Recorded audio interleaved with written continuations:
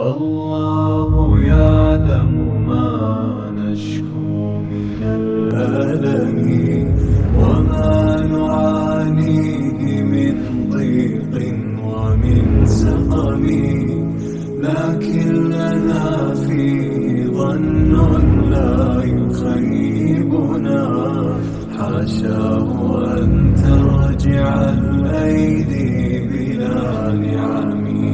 كم جاد من فضله قبل السؤال، وكم أعطى وأغنى بمحض الجود والكرم.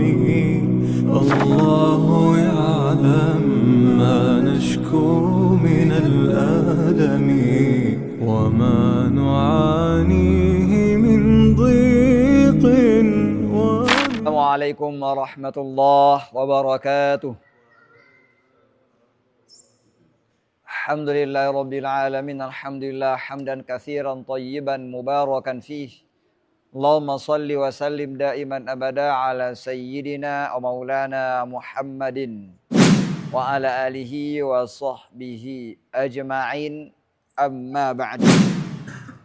Hadirin dirahmati Allah, mari kita panjatkan puja-puji kepada Allah Subhanahu wa taala atas segala nikmat yang diberikannya kepada kita semuanya, dan mari panjatkan salawat teriring salam hanya bagi kita Sayyidina Muhammad sallallahu alaihi wasallam beserta para para sahabatnya dan para pengikutnya yang setia hingga akhir zaman. Allahumma shalli wa sallim. Nah, insya Allah pada pembahasan kali ini kita akan lanjutkan kajian bab tambahan ya, yang ditambahkan, yang aku tambahkan pada pembahasan ini, yaitu kita di halaman 159 bab cara baca hak dhamir dalam riwayat Hafs an Asim.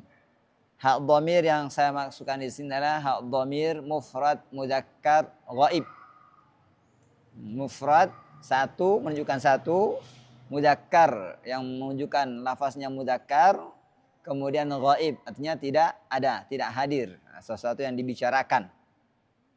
Nah, yang pertama cara bacanya, hak dhamir terletak setelah huruf berharakat dan sebelum huruf sukun. Ini yang pertama.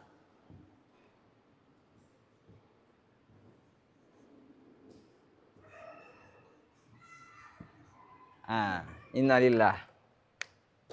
Sudah sekarat.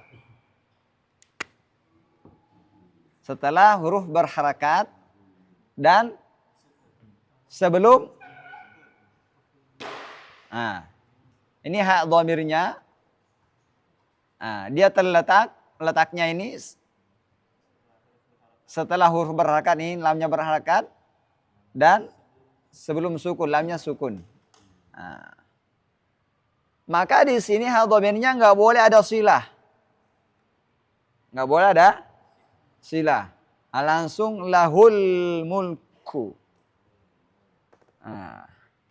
Yang kedua.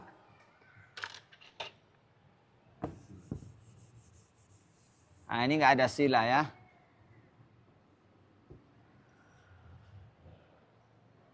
Yang kedua, hak dhamir terletak setelah huruf sukun dan sebelum huruf sukun.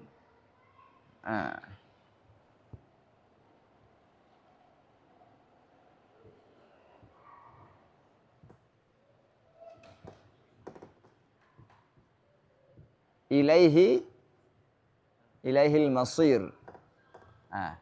Di sini sukunnya mana? Ada ya sukun, ada lam sukun. Berarti diapit oleh dua sukun. Maka di sini juga nggak boleh ada silah. Ilaihil masir.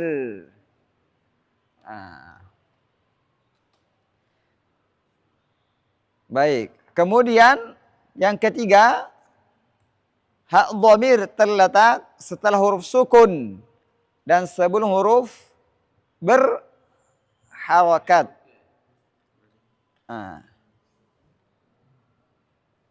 Contohnya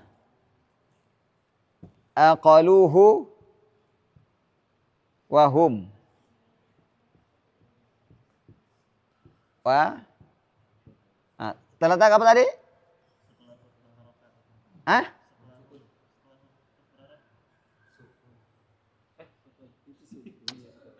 Terletak setelah huruf sukun. Nah, ini ada sukun, ada hak dhamir. Dan sebelum berharakat. Nah, baik. Bagaimana? Nah, di sini kita jelasin. Nah, maka di sini tidak dibaca kondisi silah. Harus dibaca aqaluhu wahum. Atau juga sama dengan fihi hudan. Nah, sama fihi hudan. Nah. Kecuali ada yang dibaca silah. Itu punya pengecualian. Wa yakhlud fihi muhana. Nah, kalau ada tadi ini ada dua di sini atau apa? Fihi hudan. Hudan lil muttaqin maksudnya. Raiba fi hudan. Nah, ini haknya enggak pakai silah. Nah, ada yang dikecualikan apa tadi itu? Nah, fihi muhanan. Nah, ini ada silahnya. Nah, walaupun posisinya sama, terletak setelah sukun dan sebelum berharakat. Nah, ini sukun berharakat. Nah, tapi di sini harus dibaca silah. Dan ini merupakan pengecualian. Fihi muhana. Surah Al-Furqan ayat 69. Baik. Yang keempat, hak dhamir terletak setelah huruf berharakat dan sebelum huruf berharakat. Berarti diapit oleh dua harakat. Bukan diapit oleh sukun. Nah, contoh. Inna rabbahu kana bihi basira. Ini yang keempat ya. Nah. Inna rabbahu kana bihi basira. Berarti di sini ada inna rabbahu. Ini ada waw kecil di sini. Bihi ada ya kecil di sini. Basira. Diapit oleh dua mana harakatnya? Ba. Ada sini harakat ba. Rabba. Sana ada ka. Baik di sini bi berharakat. Bi, hi, ba ada harakat juga. Diapit oleh dua berharakat. Maka di sini baca apa? Silah. Sepanjang dua harakat. Tapi ada pengecualian. Di mana itu? Di sini kita akan sebutkan. Yang pertama hak dhamir pada kata yardahu lakum. Surah Az-Zumar ayat 7. Az-Zumar ayat 7. Walaupun diapit oleh dua yang berharakat tapi tidak dibaca silah. Tidak boleh baca panjang. Harus dibaca pendek. Yardahu lakum. Kemudian yang kedua, hak dhamir pada kata arjih wa akhahu. Terdapat pada dua tempat yaitu surah Al-A'raf ayat 111 dan surah Asy-Syu'ara ayat 36. Tidak boleh dibaca silah dan harus baca sukun. Ini juga harakatnya hilang. Walaupun kita mewasalkan bacaan, harus sukun. Arjih wa akhah. Kata arjih, ada hak di situ, itu harus sukun walaupun kita mewasalkan bacaan. Dan tidak boleh dibaca silah. Kalau dibaca silah salah. Yang ketiga, hak dhamir pada kata fa'alqih ilaihim. Surah An-Naml ayat 28. Tidak boleh dibaca silah dan harus dibaca sukun walaupun dalam kondisi mewasalkan bacaan atau menyambung bacaan. Fa'alqih ilaihim. Saya enggak tulis, itu ada di buku ya. Baik. Pembahasan itu sudah pindah. Kita pindah ke tanda dan istilah Dabtil Mushaf. Ketetapan penentuan tanda-tanda baca. Berarti di sini tanda bulat di atas huruf alif, huruf waw dan huruf ya. Apa itu? Awi. Alif, waw dan ya. Sifar mustadir. Bulat.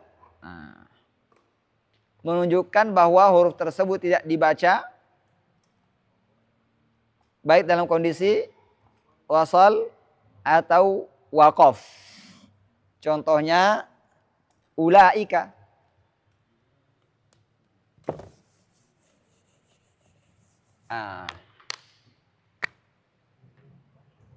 Ada ulaika.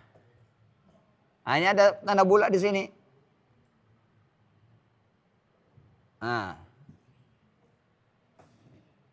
Ulaika. Maka wawnya tidak boleh baca enggak boleh dipanjangin. Baik dalam kondisi wasal ataupun waqaf. Contohnya lagi nabai.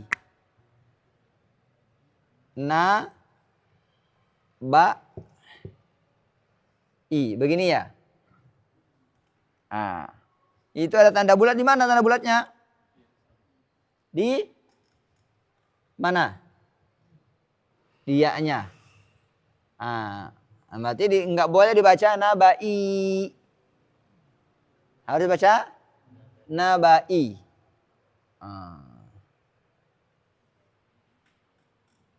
Apalagi malaihim. Di atas ya ada tanda bulat, maka ya-nya tidak boleh dibaca panjang, enggak boleh apa? Baik. Kemudian berikutnya tanda bulat lonjong, tegak di atas huruf alif. Namanya sifar mustatil. Tandanya seperti telur, bulatnya lonjong. Cuma ini lonjongnya ke atas, bukan ke samping. Ini telur diberdirikan lah kayak gitu. Atau huruf nol ya, kayak gitu. Ini disebut, dan ada 7 dalam Al-Quran, istilahnya al-alifatus sab', alif 7. Alif yang 7. Menunjukkan bahwa alif tersebut tidak dibaca dalam kondisi menyambung bacaan.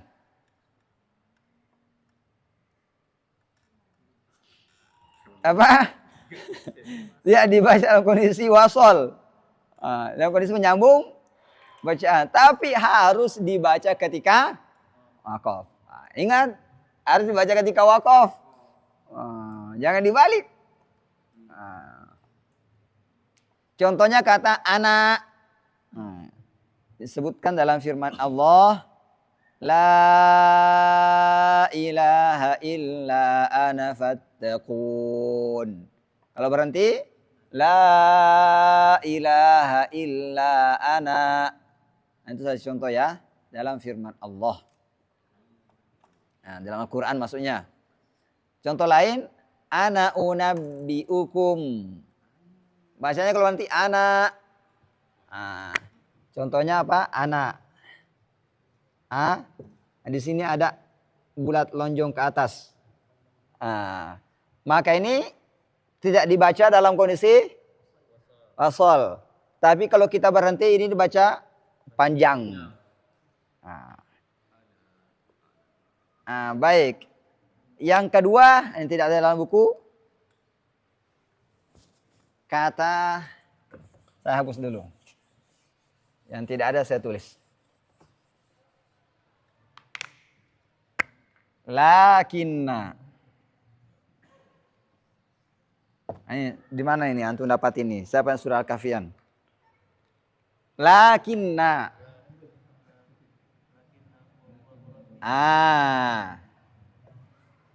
Nah, suka Al-Kahfian tahu ini. Ini kalau berhenti di sini panjang. Lakinna. Tapi kalau kita lanjutkan nggak boleh dibaca panjang.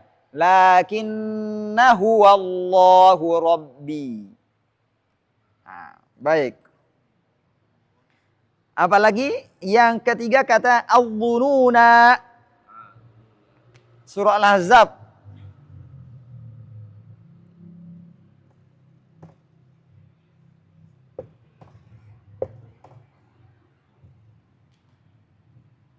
Al-dhununa. Nah, di sini kalau kita wasol, ini naknya nggak boleh baca panjang, harus pendek.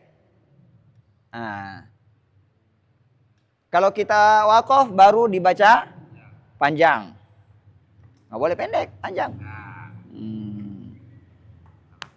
Yang keempat kata ar-rasula, Al-Ahzab ayat 66. Mana? Di sini ya. Ini yang keempat.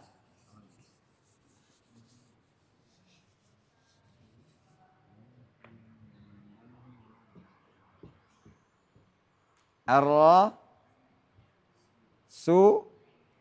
Ini dia ada alif di sini. Ar-rasula. Nah, kalau berhenti di sini panjang. Kalau tidak berhenti pendek. Baik. Kemudian yang kelima kata as-sabila. Masih Al-Ahzab ayat 67. As-sabila.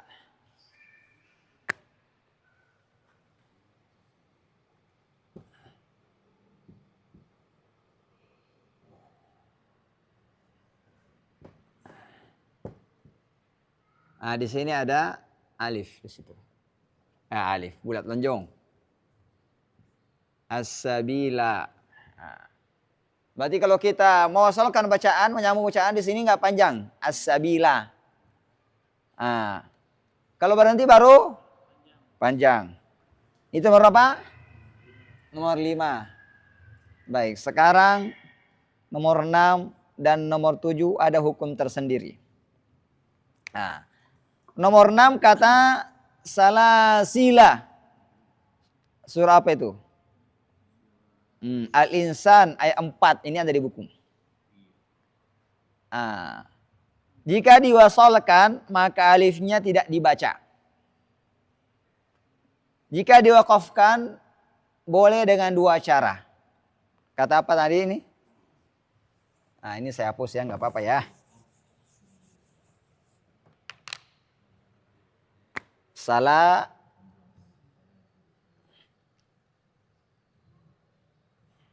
sila.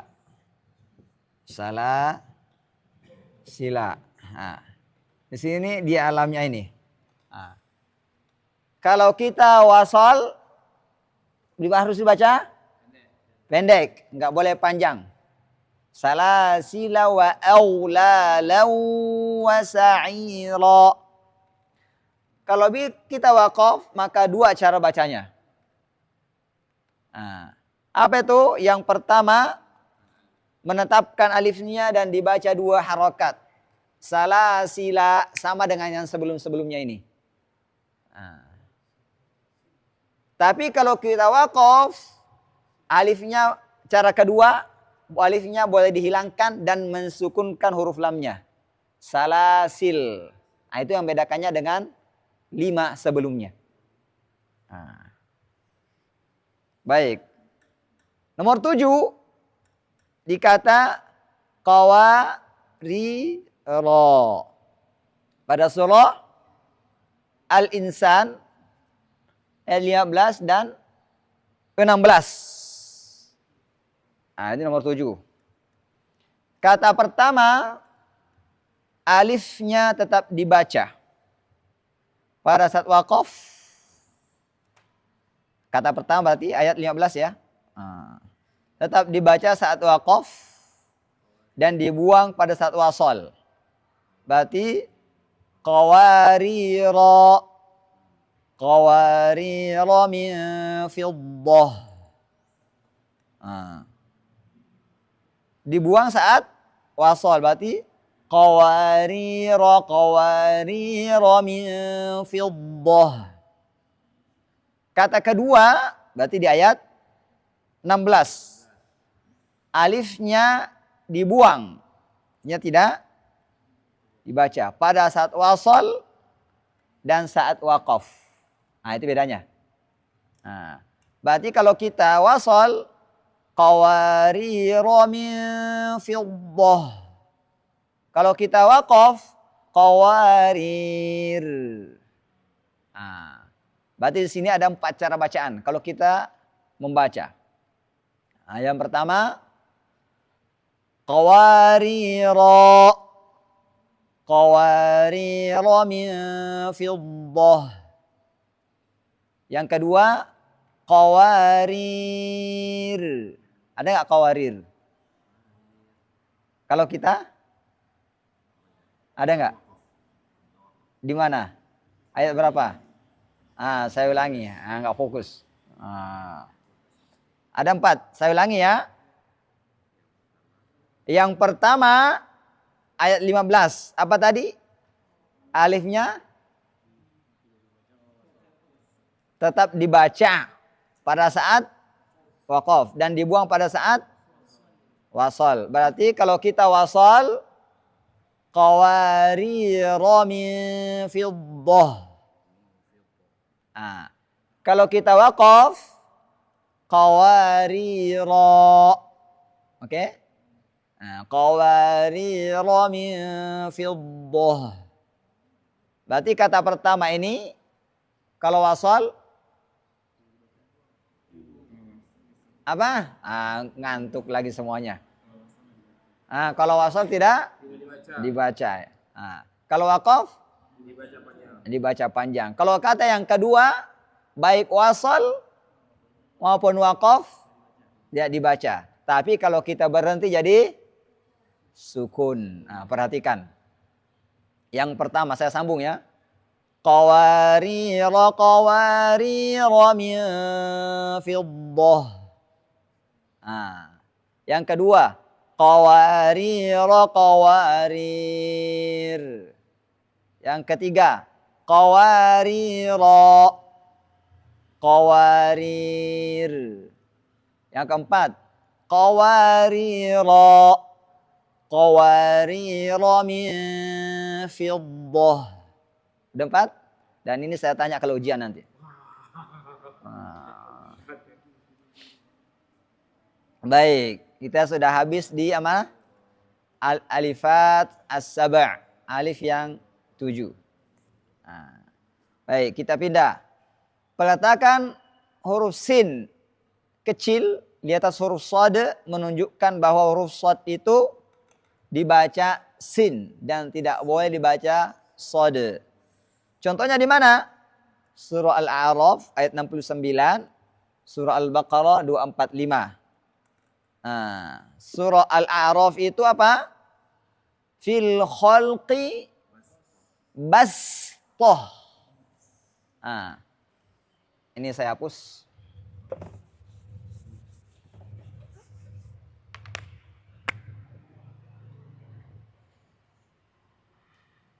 Bas. Sini ada sin kecil. Maka ini tidak boleh dibaca. Yang dibaca sinnya. Maka ba tidak boleh dibaca bas toh. Tapi harus dibaca bas toh. Dibaca sin. Kalau di surah Al-Baqarah 245, wallahu yaqbidu wa yabsutu. Sin. Wa yabsutu. Enggak boleh wa yabsu. Enggak boleh wa yabsutu. Enggak boleh baca shad, harus baca sin. Baik. Kemudian peletakan huruf sin kecil di bawah huruf shad menunjukkan bahwa membaca huruf shad lebih utama, tapi juga boleh dibaca sin. Di mana itu? Surah At-Tur ayat 37. Nah, am humul musaytirun. Itu baca shad, ini lebih utama. Dan boleh dibaca sin. Am humul musaytirun. Nah. Kemudian di surah Al-Ghasyiyah tetap dibaca shad. Bi musaytir, tidak ada lambangnya. Ini dalam cetakan Timur Tengah, tapi saya dapatin cetakan Indonesia, enggak tahu cetakan mana, tahun mana, semuanya ada lambang sin kecil di atasnya. Harus dibedakan ya. Karena walaupun di surah Al-Ghasyiyah ada juga lambangnya. Itu tidak boleh. Karena di surah Al-Ghasyiyah hanya dibaca shad saja. Baik. Kemudian di surah At-Tur juga ditulis di atas sinnya. Padahal lebih utama dibaca shad. Itu cetakan Indonesia ya. Ini harus saya kasih perhatian. Karena di sini butuh perbedaan yang harus dibaca dengan jelas. Jangan sampai mengutamakan sin, padahal itu lebih utama shad. Kalau dua sebelumnya udah benar. Karena sinnya di atas. Surah apa tadi itu? Al-A'raf dan Al-Baqarah. Baik. Kemudian penulisan huruf alif kecil di atas huruf waw atau huruf ya menunjukkan bahwa huruf yang dibaca adalah huruf alif, bukan huruf waw atau huruf ya. Ini dalam cetakan Timur Tengah.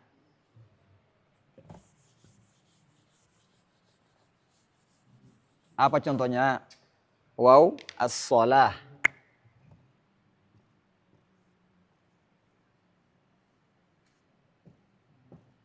Pas di atasnya. As-shalah. Maka yang dibaca alifnya, bukan wawunya. Jadi nggak boleh dibaca as-shalawah. Bacanya as-shalah. Kemudian busyrakum. Busyrakum. Di sini ada alif kecil di atas rumahnya ya.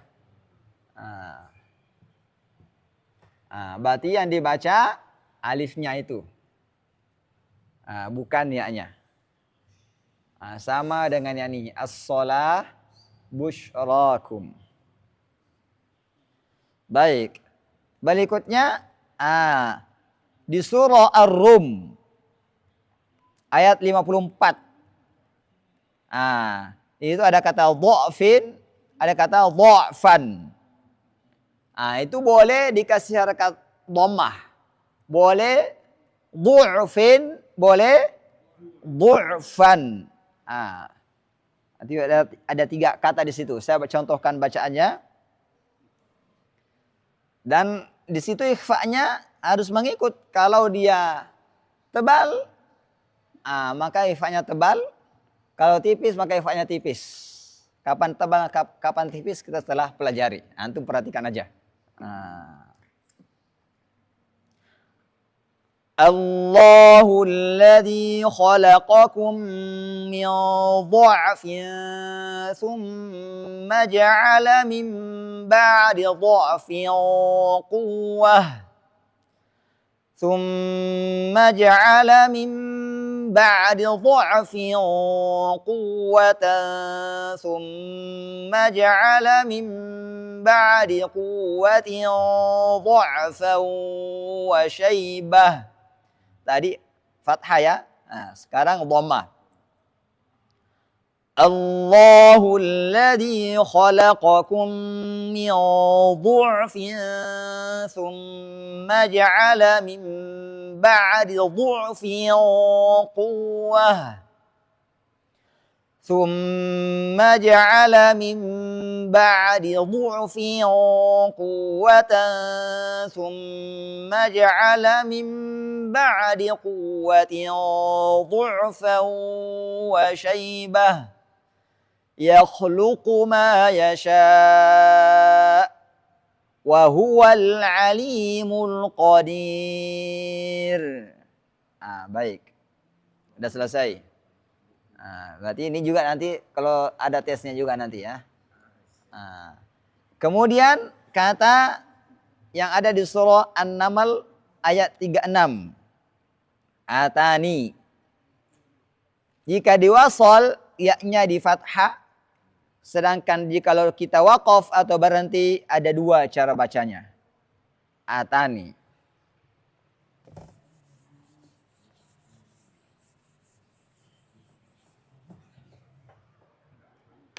Atani.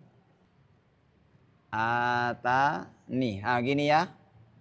Di sini ada ya kecil. Di sini ada nun. Ni ya. Di sini kalau kita berhenti di kata ini ada dua cara bacanya. Yang pertama kita berhenti di ya-nya. Atani. Yang kedua ya-nya dihilangkan dan mensukunkan nunnya. Atan. Tapi kalau berhenti di nunnya di sini menjadi apa nih? Arid li sukun. Boleh? Kalau 2, 4 atau 6. Kalau berhenti di ya-nya mad tabi'i saja. Ingat. Berhenti di ya-nya mad tabi'i saja. Kalau diwasal, ini dikasih fathah. Atani Allah. Dan tidak boleh dihilangkan ya-nya. Harus ada. Baik. Kemudian kata ini Al-Hujurat ayat 11. Sini harus dijelasin dengan detail. Karena ada yang banyak yang sering keliru di sini.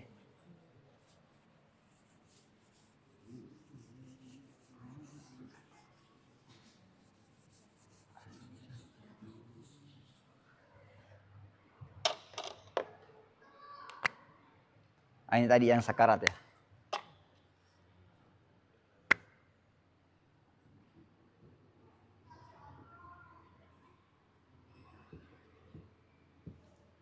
Bisa. Salah. Mohon maaf.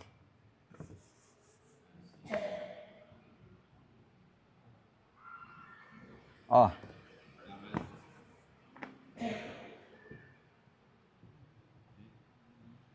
Baik. Bisa lismu. Ingat, dalam riwayat Hafs tidak ada nakal. Jadi dalam riwayat Hafs tidak ada nakal. Ini sering kali saya temukan orang mengatakan ada nakal. Dan dia mencontohkan bacaan nakal adalah bi'salismu. Ini hal yang salah dalam teori. Tapi benar dalam praktek karena bacanya sama.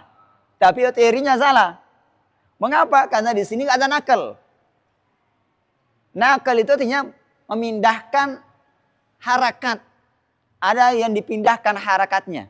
Sedangkan di sini tidak ada harakat yang dipindahkan.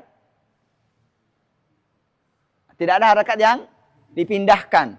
Tapi di sini terjadi pertemuan dua sukun.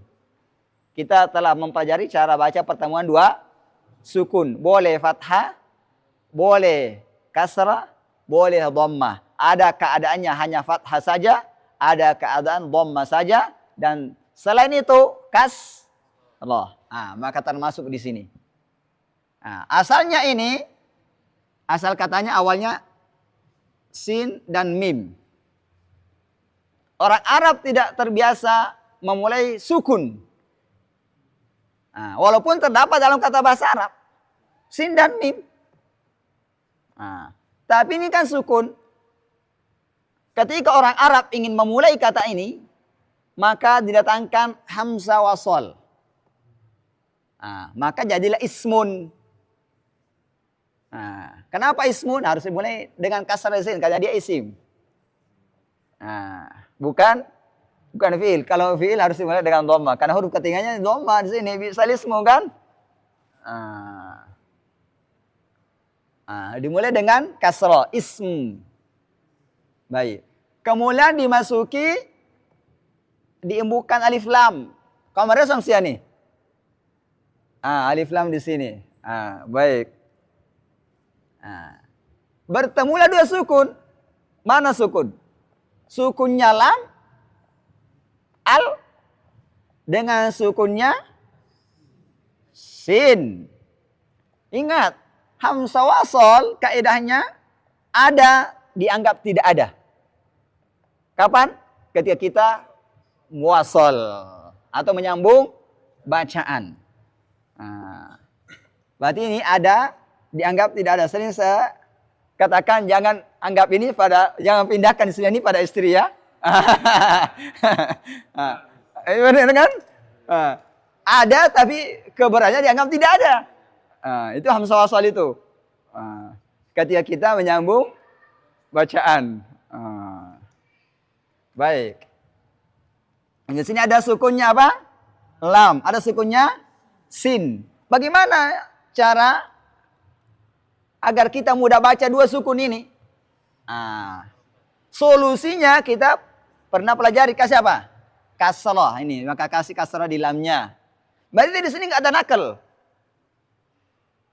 Karena kalau nakal itu memindahkan, ada yang dipindah, artinya juga nakal secara bahasa apa? Pindah. Ada nggak dipindah di sini? Nggak ada. Sukun semua apanya mau dipindah? Nggak ada. Memang sukun bisa dipindah? Nggak ada. Yang dipindah itu harakat. Berarti di sini nggak ada harakat yang dipindah. Tapi di sini terjadi pertemuan dua sukun. Sukunnya lam, sama sukunnya sin. Solusinya kasih kasrah di lamnya. Maka bacanya bisa lismu. Sudah mengerti? Jadi dalam riwayat Hafs tidak ada istilah nakal. Ini harus ditanamkan. Contoh nakal itu saya kasih contoh, tapi ini bukan dalam riwayat Hafs ya. Riwayat Warsh. Fi ardi. Ini saya kasih perbandingan. Sama-sama ada alnya. Ini asalnya apa? Ardi. Ini kan berharakat asalnya ardi. Tanah. Ardi bumi. Bumi. Dia bukan apa? Al. Ini bertemu dua sukun atau enggak? Enggak. Enggak. Tapi dalam riwayat Warsh ini dibaca filardi. Filardi. Apa yang ini baru nakal. Bagaimana nakalnya? Karena harakat fathah dipindah ke lam. Ini baru nakal. Ini enggak ada nakal di sini. Apa yang dipindah di sini? Sukun semua enggak ada yang bisa dipindah. Maka di sini bukan nakal, tapi pertemuan dua sukun dikasih solusi dengan kasrah. Kalau di sini baru iya ada nakal di sini. Karena kita pindahkan harakatnya hamzah ke lam. Jadi bacanya filardi. Tapi harus diketahui tidak ada dalam riwayat Hafs, adanya dalam Warsh. Ini hanya untuk memberikan perbandingan teori ya. Agar kita pahami dengan baik. Kasrah itu awalnya memang bukan punya hamzah. Bukan punya ismu gitu ya. Hamzah wasal kan enggak ada harakatnya. Bentuk aslinya memang enggak berharakat hamzah wasal itu. Makanya kan solusinya kalau dia di fiil melihat huruf ketiga. Kalau huruf ketiganya dhamma kasih dhamma. Kalau ketiganya fathah kasih kasrah. Huruf ketiga kasrah ya kasih kasrah. Kalau dalam isim kasih kasrah. Kalau alif lam kasih fathah. Baik. Ini hamzah wasal. Tadi kan sudah saya jelaskan di awal. Ini asalnya hanya dua huruf. Sin dan mim. Dan orang Arab tidak pernah baca enggak pernah. Dan bukan kebiasaan orang Arab kayak gitu. Orang Arab ketika menemukan kata seperti ini, permulaannya sukun, dan setelahnya berharakat, ia tidak mulai pada huruf sukun. Pasti dikasih hamzah wasal. Untuk memudahkan bacaan. Jadi orang Arab nggak pernah nggak pernah pasti dikasih hamzah, ismun. Jadi asalnya hanya dua huruf saja, sin dan mim. Kemudian diembuhkan hamzah wasal untuk mempermudah bacaan. Kemudian diembuhkan alif lam di sini. Karena pertemuan dua sukun, sukunnya lam sama sukunnya sin, maka dikasih solusi kasrah di huruf lamnya. Baik, udah jelas?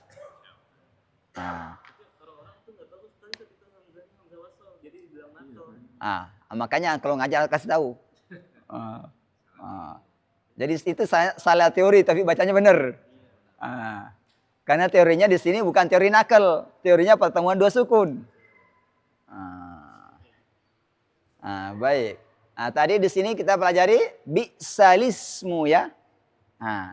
Kalau memulai di kata ini boleh alismu, boleh juga lismu. Ada dua kata caranya kalau kita memulai. Baik. Kita pindah lagi pembahasannya.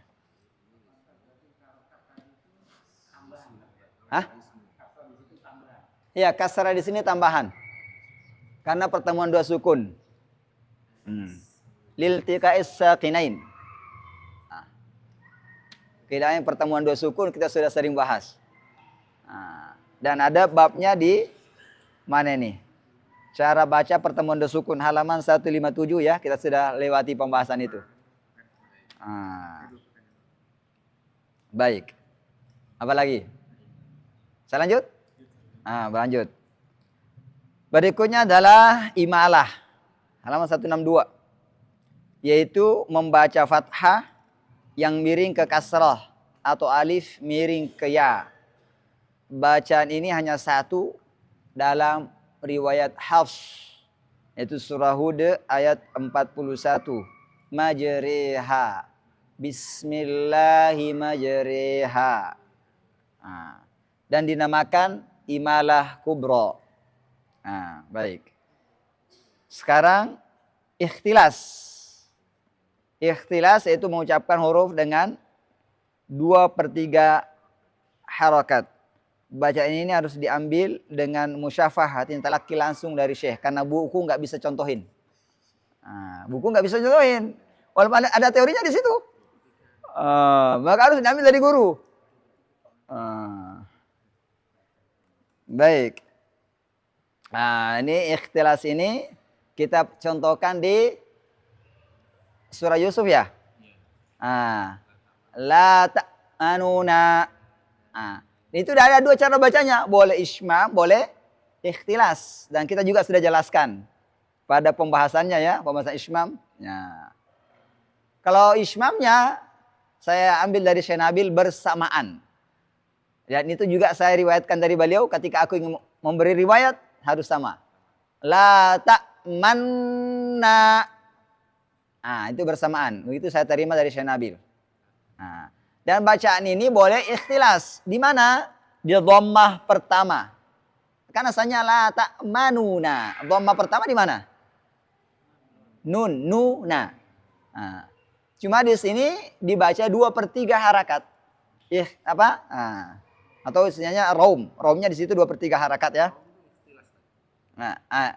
Bukan, raum kalau dalam kondisi 2/3 disebut ikhtilas. Raumnya di sini, raumnya di sini. Kalau raum di akhir kata 1/3 dan itu bukan ikhtilas. Raum di sini 2/3. Itu membedakan raumnya di surah Yusuf di kata tadi dan raum di akhir kata. Kalau raum di akhir kata bukan ikhtilas namanya karena kadarnya 1/3. Kalau di sini raumnya kadarnya 2/3. Maka disebut juga dengan ikhtilas.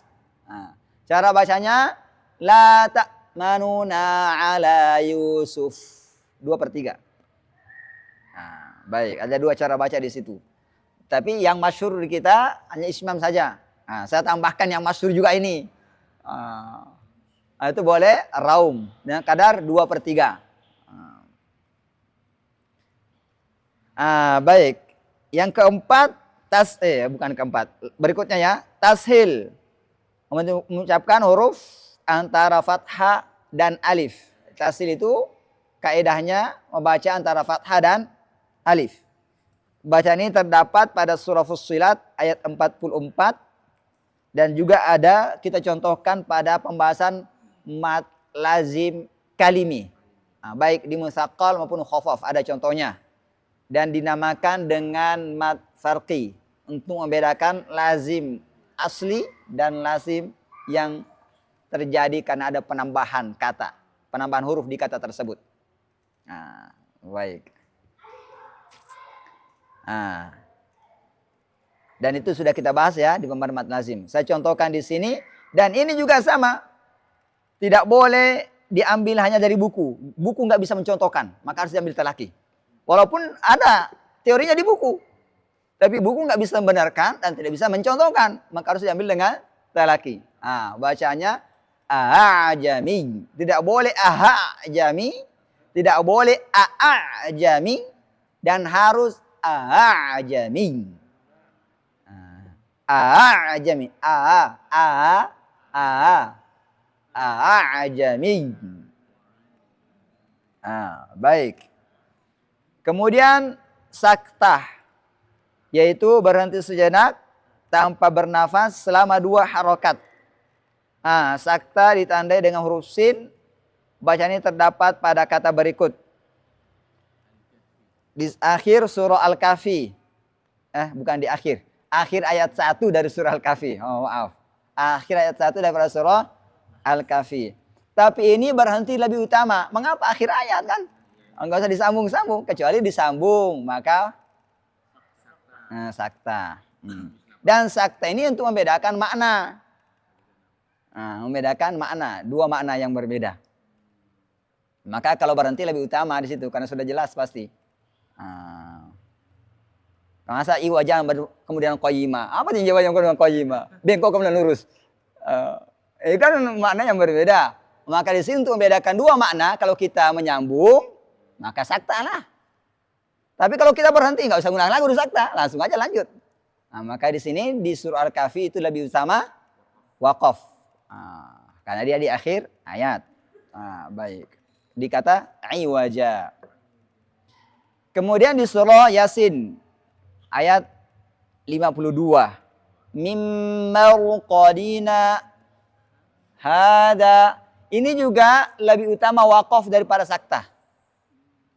Jadi berhenti aja. Mimmarqadina. Apalagi kalau sudah tua, jangan paksain sakta. Berhenti aja. Mengapa lebih utama berhenti? Sama tadi alasannya untuk membedakan 2 makna. Begitupun kalau kita wasol, mengapa ada sakta di situ? Untuk membedakan 2 makna yang berbeda. Apa ayatnya? Qalu ya wailana gitu ya. Man ba'atsana mim marqadina. Jadi orang-orang kafir di neraka berkata, ya wailana, alangkah celakanya kami. Siapa yang membangkitkan kami ini menuju neraka ini? Maka untuk menjawab, maka malaikat mengatakan hada ma wa'adana ar-Rahman wa sadaqal mursalun. Jadi kata hada itu merupakan bantahan malaikat ke orang kafir. Ada juga penafsiran yang lain mengatakan itu bantahan orang kafir satu sama lain. Maka untuk membedakannya, kalau kita wasol, saktalah. Karena itu bukan 2 perkataan yang satu yang pelakunya, banyak pelakunya di situ. Maka harus dibedakan dengan sakta kalau kita wasol. Tapi kalau kita wakaf itu lebih utama. Dalam cetakan Timur Tengah juga lambangnya qila atau qili. Baik. Kalau yasinan, bacalah, berhentilah di situ. Apalagi kalau sudah tua, jangan jangan lagi disambung. Itu susah itu. Nafasnya sudah ini disambung. Mau pakai sakta lagi. Itu di sini surah Yasin dan surah Al-Kahfi itu lebih utama waqaf. Dan kalau kita lanjut boleh sakta untuk membedakan 2 makna. Baik. Kemudian surah Al-Qiyamah. Wa qila man raqa kalla bal ron. Di sini yang terbiasa membaca, kalau kita bacanya Majarur Syatibi, kita akan baca 4 atau 5 harakat di mad jaiz mufasil. Tapi kalau kita baca mad jaiz dengan 2 harakat, maka surah Al-Qiyamah, Al-Mutaffifin tidak ada saktanya. Maka ini perbedaan. Nanti saya akan jelaskan, insya Allah kalau ada waktu, mungkin pekan depan ya. Kaidah tersendiri daripada majais munfasil kalau dibaca 2 harakat. Semoga saya ingat. Insya Allah. Baik. Di sini kalau kita baca majaisnya 2 harakat, maka nggak ada sakta di sini. Wa qila marraqa. Kalla barron. Makanya saya bilang, kalau antum mau baca 2 harus telaki dulu. Ada cara-cara yang berbeda kata di tiap kata. Selain pada surat apa tadi? Surah Sayyidah Maryam dan surah Asy-Syura itu dibaca ainnya 2 Kalau baca majaisnya 2 harakat. Ini yang di antara yang membedakan. Masih ada yang lain. Ya hafs.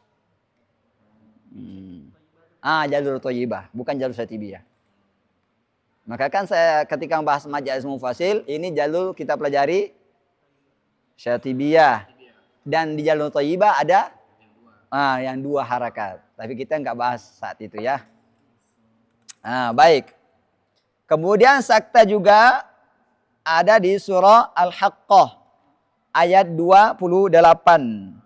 Maliyah halaka. Dan boleh dibaca drom. Maliyah halaka. Tapi kalau kita waqaf nggak usah diulang lagi. Maliyah halaka. Baik. Ada juga sakta di pertemuan surah Al-Anfal dan At-Taubah. Kita juga setelah bahas ya.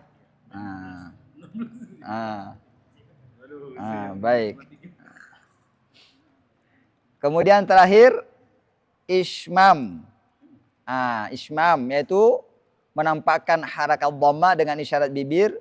Bacaan ini bersamaan dengan nun pada kata la ta'manna. Begini yang saya terima daripada Syekh Nabil, bersamaan dengan nunnya. Jadi tidak ditahan seperti begini. La ta'manna. Yang saya terima dari Syekh Nabil bersamaan. La ta'manna. Syekh Nabil membedakan ismam di surah ini, surah apa ini? Surah Yusuf ayat 11 dan ismam di akhir kata. Kalau ismam di akhir kata sesaat setelah sukun. Kalau ismamnya di sini bersamaan. Begitu saya terima dari Syekh Nabil. Baik. Contoh di ismam ar-Rahman. Iyyaka na'budu wa iyyaka nasta'inu. Itu kan itu. Ada dhamma di situ kan? Maka ismam di situ sesaat setelah sukun, tidak boleh bersamaan. Maka contohnya iyyaka na'budu wa iyyaka nasta'in. Sesaat setelah sukun. Tapi ismam di sini berbarengan. La ta'manna. Ini yang saya terima dari Syekh Nabil. Begitu. Kata ini juga bisa dibaca raum dengan kadar 2/3 harakat. Disebut juga dan ikhtilas pada dhamma pertama, yaitu la ta'manuna. La ta'manuna ala Yusuf. Baik. Akan tetapi bacaan ismam lebih utama, yaitu la ta'manna. Sekian pembahasan kita pada pertemuan kali ini.